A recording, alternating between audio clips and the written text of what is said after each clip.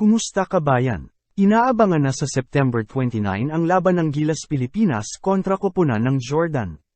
It's Justin Brownlee vs Ronde Hollis Jefferson Part 2.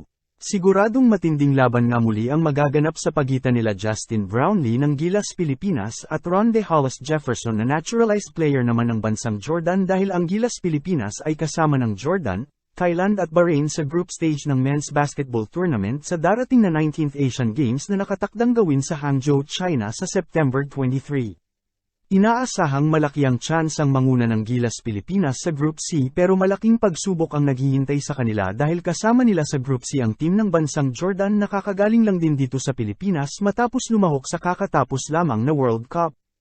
At dahil nga kakatapos lamang ng kanilang mga naging laro sa World Cup ay inaasahang gamay na ng team na ito ang galawan ng bawat isa sa kanilang grupo na pangungunahan nga ng dating import ng Talk and Text sa PBA at ngayon ay naturalized player na ng bansang Jordan na si Ronde Hollis Jefferson.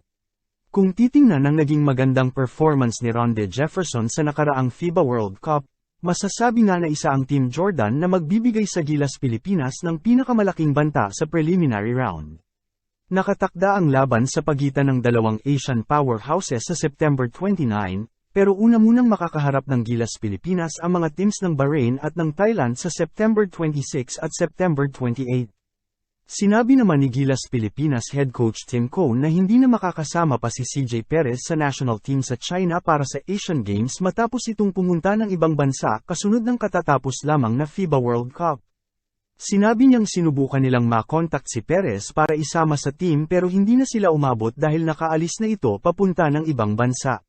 Sinabi rin ni Tim Cone na gusto pa sanang maglaro ni CJ Perez pero hindi nakakayanin pa dahil sa kukulangin na sila ng sapat na oras sa practice kung isasama pa nila ito sa lineup.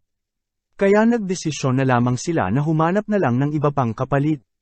Ito ang dahilan kung bakit kinuha nila ang ka-teammate ni CJ Perez sa San Miguel na si Terence Romeo, na isa ring Spitfire guard na maaari ring gumawa ng maraming puntos. Sa ngayon, 10 manlalaro na ang siguradong makakasama sa koponan papuntang China.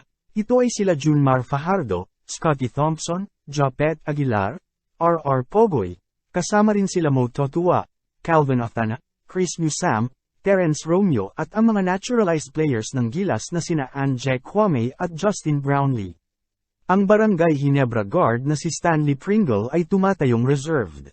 Habang patuloy pa rin ang pagpetisyon ng Gilas na may sama sa final roster sina Calvin Abueva at Jason Perkins, kahit hindi sila kasama sa naunang list ng 60 players na isinabmit para sa darating na Asian Games.